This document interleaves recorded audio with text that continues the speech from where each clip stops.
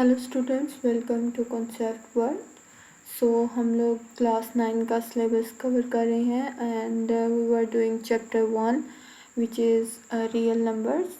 So we have already discussed about real numbers and its types, and we have rational and irrational, terminating, non-terminating are types of rational numbers, and non-terminating and non-recurring decimal numbers in irrational numbers.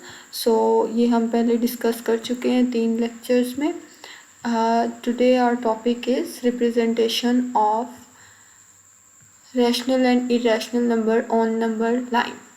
So हमारे पास किस तरह से rational और irrational numbers को represent किया जाता है real line के ऊपर, उसके बारे में हम आज डिस्कस करेंगे. रैशनल नंबर्स को प्लॉट करना रियल लाइन के ऊपर ये बहुत इजी है. हम लोग इरेशनल नंबर्स को देखेंगे कि इरेशनल नंबर्स को किस तरह से हम लोग प्लॉट कर सकते हैं. सबसे पहले हमारे पास एग्जांपल है, स्क्वायर रूट 5 को हमने नंबर लाइन के ऊपर रिप्रेजेंट करवाना है. सबसे पहले आपको पता है कि ज्योमेट्रिक कंसंट्रेशन है जो स्क्वायर रूट 5 की, वो हम करते हैं रियल लाइन के ऊपर करेंगे. ठीक है. स्क्वायर रूट 5 हमारे पास समथिंग 2.236 सो ऑन कुछ इस तरह का नंबर होता है जो कि 2 के करीब करीब है. सबसे पहले हम क्या करेंगे, हम 1 यूनिट सबसे पहले हमारा ओरिजिन है O जो कि 0 पे है, एंड देन हमारे पास 2 यूनिट्स तक हमारे पास स्क्वायर रूट 5 की वैल्यू जाती है, करीब करीब होती है 2 के. हम 2 यूनिट्स ट्रैवल करेंगे. उसके बाद आप वर्टिकल लाइन ड्रॉ करेंगे A के ऊपर और वो 1 यूनिट की आप लेंगे, देन उसको आप पॉइंट B का नाम दे देंगे. जो आपके पास हाइट होगी A से B तक वो आपके पास 1 है, एंड देन आपके पास जो MOA है वो है 2 यूनिट्स. ठीक है. आप क्या करेंगे, आप बेसिकली राइट एंगल ट्राइंगल आपके पास OAB बनी है, आप पाइथागोरस थ्योरम का यूज़ करेंगे. देन आपके पास आपने फाइंड करना है OB की लेंथ फाइंड करनी है, वो कितनी है आपके पास. देन आप पाइथागोरस का यूज़ करेंगे जो कि आपको पता है कि MOP whole square C square is equals to A square plus B square. Then अगर आप हाइपोटेन्यूस और परपेंडिकुलर की बेस पे लेते हैं तो then H square is equal to B square plus B square. MOA की लेंथ जो आपके पास थी वो थी 2 यूनिट्स, एंड देन MAB था आपके पास 1. स्क्वायर्स आपके पास फार्मूलाज के आ गए. देन 2 का स्क्वायर ओपन करेंगे, देन 4 एंड 1 का square 1, then 4 plus 1 is equals to 5. Then we will get MOB is equals to square root 5. Basically आपके पास 5 आया था, देन आप दोनों साइड पे स्क्वायर रूट लेंगे, देन आपके पास स्क्वायर रूट 5 आ जाएगा. और MOB पे आपने क्या करना है, आपने ओरिजिन पे अपना प्रोटेक्टर रखना है, एंड देन आपने इस लेंथ की B पॉइंट तक एक आर्क ड्रॉ करनी है. ठीक है. रेडियस आपने स्क्वायर रूट 5 लेना है, और आपके पास जो पॉइंट यहाँ पे आएगा जब आप आर्क ड्रॉ करेंगे तो रियल लाइन के ऊपर यहाँ पे जो पॉइंट आएगा वो आपका होगा स्क्वायर रूट 5, एंड देन उसको आप कहेंगे OP. ठीक हो गया.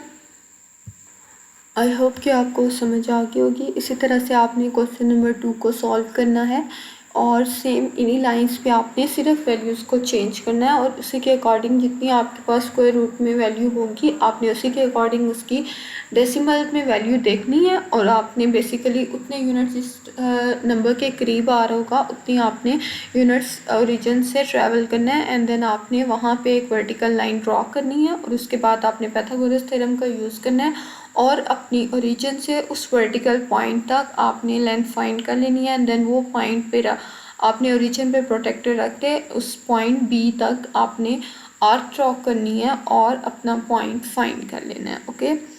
Then we will move to the next question. In next topic we have express the following recurring decimals as the rational number P by Q where P and Q are integers.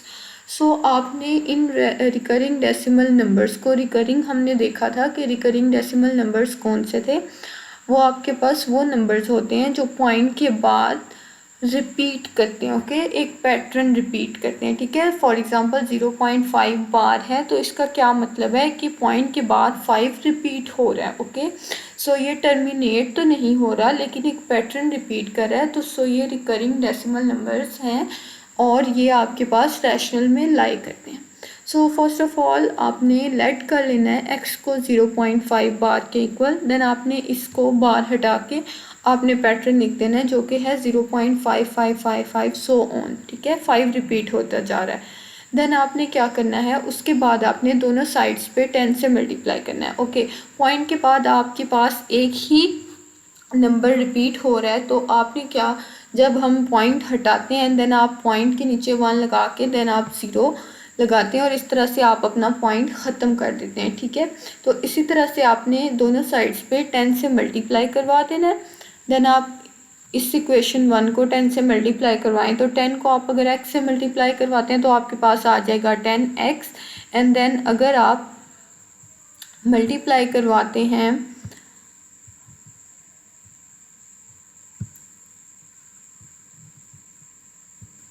Okay, फिर आपने 10x के साथ आपने multiply करवा दिया दोनों sides पे तो आपके पास कुछ ये वैल्यू आ जाएगी। ठीक है, तो इसके बाद 10x इज इक्वल टू 10 को जब आप लोग 5 के साथ मल्टीप्लाई करवा देंगे तो आपके पास आ जाएगा 10x is equal to 5.5555 so on. So आप यहाँ तक आप पहुँच गए हैं।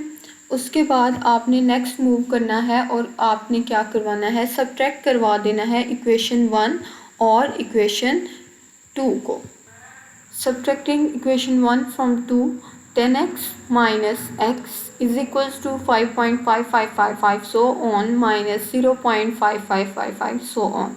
ओके, दोनों साइड पे जब आप सब्ट्रैक्ट करवाएंगे so 10x minus x is equals to 9x and 5.555 minus 0.55 so on, तो ये आपके पास आ जाएगा 5 and then you will get, यहाँ पे अगर आप 9 मल्टीप्लाई हो रहा है x के साथ तो जब इक्वल के दूसरी साइड पे जाएगा तो ये यहाँ पे आके डिवाइड हो जाएगा और आपका x का आंसर क्या आ जाएगा 5/9 जो कि क्या है p/q की फॉर्म में है और p और q दोनों क्या हैं, वो इंटीजर्स हैं। सो आपने एक रिकरिंग डेसिमल नंबर को एक रैशनल नंबर में रिप्रेजेंट करवा दिया। सो इसके बेसिकली आपके पास 3 स्टेप बनते हैं। सबसे पहले आपने क्या करना है, x के इक्वल लेट कर लेना है अपने डेसिमल नंबर को। देन उस नंबर को अगर वो पॉइंट के बाद एक ही नंबर रिपीट कर रहा है तो आपने 10 के साथ दोनों साइड्स पे मल्टीप्लाई करवा देना है। एंड देन उसके बाद आपने दो इक्वेशंस आई हैं 1 और 2।